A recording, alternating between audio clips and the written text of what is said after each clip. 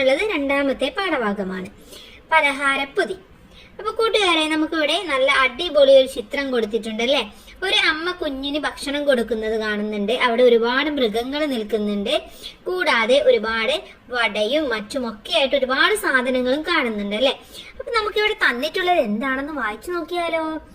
കാച്ചിയ മോരൊഴിച്ചൊപ്പി വടിച്ചിട്ടു കാക്കയെ പൂച്ചയെ പാട്ടുകൾ പാടിയിട്ടു മാനത്തമ്പിളി മാമനെ കാട്ടി മാമു കൊടുക്കുന്നു നങ്ങേലി. എന്താണ് ഇവിടെ പറഞ്ഞിട്ടുള്ളത്? ആ കാച്ചിയ മോരൊക്കെ ഒഴിച്ചിട്ട് കാക്കനെയും പൂച്ചനെയും ഒക്കെ വിളിച്ചിട്ട് പാട്ടൊക്കെ പാടിയിട്ട് അമ്പിളി മാമനെയും കാണിച്ചു കൊടുത്തിട്ടാണ് നങ്ങേലി തന്റെ കുഞ്ഞിന് മാമു കൊടുക്കുന്നത്. മാമു കൊടുക്കുന്നു എന്ന് പറഞ്ഞാല് ഭക്ഷണം കൊടുക്കുന്നത് അല്ലെ. ഇടശ്ശേരിയുടെ കുഞ്ഞു കവിതയാണ് ഇവിടെ തന്നിട്ടുള്ളത്. അപ്പൊ എല്ലാ അമ്മമാരും ഇങ്ങനെ തന്നെയാണല്ലേ, പൂച്ചനെയും കാക്കയെയും ഒക്കെ കാണിച്ച്, രാത്രിയാണെങ്കിൽ അമ്പിളിമാമനെയും ഒക്കെ കാണിച്ചിട്ടാണ് കൊച്ചു കുഞ്ഞുങ്ങൾക്ക് ഭക്ഷണം കൊടുക്കാറുള്ളത്. ഇനി ഇതിലെ ഒന്നാമത്തെ പാഠഭാഗമാണ് നമുക്ക് നോക്കാനുള്ളത്, ഞാനല്ല. ഓക്കെ, ഇവിടെ എന്താണ് കൂട്ടുകാരെന്തോ ഒളിച്ചു കളിയോ എന്തോ കളിക്കുകയാണല്ലേ. എന്തായാലും നമുക്കിതൊന്ന് വായിച്ചു നോക്കാം. പേരക്ക പഴുത്തപ്പോൾ നിറമാദ്യം കണ്ടതും കൈചൂണ്ടി പറഞ്ഞതും ഞാനല്ലേ. മാമ്പഴം മണത്തപ്പോൾ മൂക്കാദ്യം വിടർത്തതും കൈനീട്ടിച്ചാടിയതും ഞാനല്ലേ. നെയ്യപ്പം വെന്തപ്പോൾ നാക്കു നുണച്ചതും ഒളിക്കണ്ണാൽ നോക്കിയതും ഞാനല്ലേ.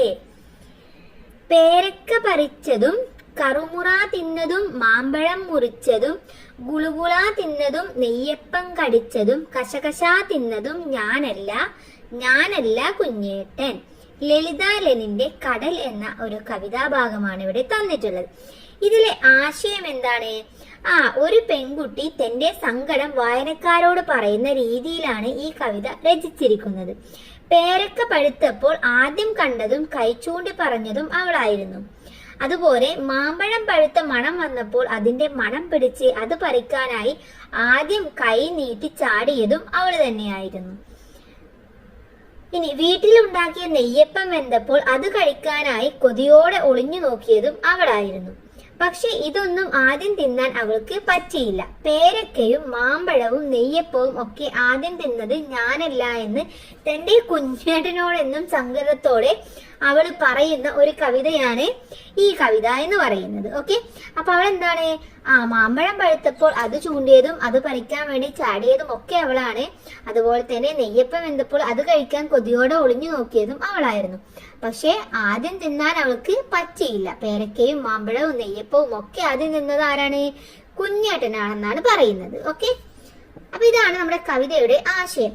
ഇതിലെ ഒന്നാമത്തെ ചോദ്യം, കവിത ഈണത്തിൽ ചൊല്ലി നോക്കൂ. അപ്പൊ കൂട്ടുകാരെ, ഈ കവിത നല്ല ഈണത്തില് ഒന്ന് ചൊല്ലി നോക്കാം. ഏത് കവിതയാണ്? ഞാനല്ല അല്ലെ. പേരക്ക പഴുത്തപ്പോൾ നിറമാദ്യം കണ്ടതും ആ ഒരു കവിതയാണ് കൂട്ടുകാരെ ഈണത്തിൽ ചൊല്ലി നോക്കേണ്ടത്. ഇനി ഞാനല്ല ഞാനല്ല എന്ന് കുട്ടി വീണ്ടും വീണ്ടും പറയാൻ കാരണം എന്താവും?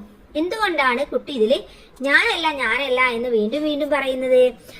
പേരക്ക പഴുത്തത് ആദ്യം കണ്ടതും മാമ്പഴം പഴുത്ത മണമറിഞ്ഞ് ആദ്യം പറിച്ചെടുക്കാൻ നോക്കിയതും നെയ്യപ്പം വെന്തത് ആദ്യമായി അറിഞ്ഞതും ഇതൊക്കെ ആദ്യം തിന്നാൻ കൊതിച്ചതും ആ കുട്ടിയായിരുന്നു. എന്നാൽ ഇതൊന്നും ആദ്യം അവൾക്ക് കിട്ടിയില്ല എന്ന് മാത്രമല്ല, അവളുടെ കുഞ്ഞേട്ടൻ എല്ലാം ആദ്യമായി തിന്നുകയും ചെയ്തു. അതിലുള്ള അവളുടെ പരിഭവമാണ് ഞാനല്ല ഞാനല്ല എന്ന് പറയുന്നതിലൂടെ വ്യക്തമാക്കുന്നത്. ഓക്കെ, ഇനി അടുത്ത ചോദ്യം നോക്കൂ. നിങ്ങൾക്ക് എപ്പോഴെങ്കിലും ഈ കവിതയിലെ ചേട്ടന്റെയോ അനുജത്തിയുടെയോ അവസ്ഥയുണ്ടായിട്ടുണ്ടോ എന്നാണ് ചോദിച്ചിട്ടുള്ളത്. അപ്പൊ നിങ്ങൾക്ക് ഉണ്ടായിട്ടുണ്ടെങ്കിൽ ഉണ്ട്, ഏതാണ് ആ അവസരം എന്നും കൂടെ നിങ്ങൾ എഴുതി ചേർക്കുക. ഓക്കെ, അപ്പൊ ഇത്രയുമാണ് നമ്മുടെ ഈ പാഠഭാഗം. കുഞ്ഞു പാഠഭാഗമാണ്. അടുത്തതായിട്ട് നമുക്ക് കയ്പും മധുരവും എന്നതിലെ മുന്തിരിങ്ങ എന്നതാണ് നോക്കാനുള്ളത്. ഓക്കെ, എല്ലാ കൂട്ടുകാർക്കും താങ്ക്സ് ഫോർ വാച്ചിങ്.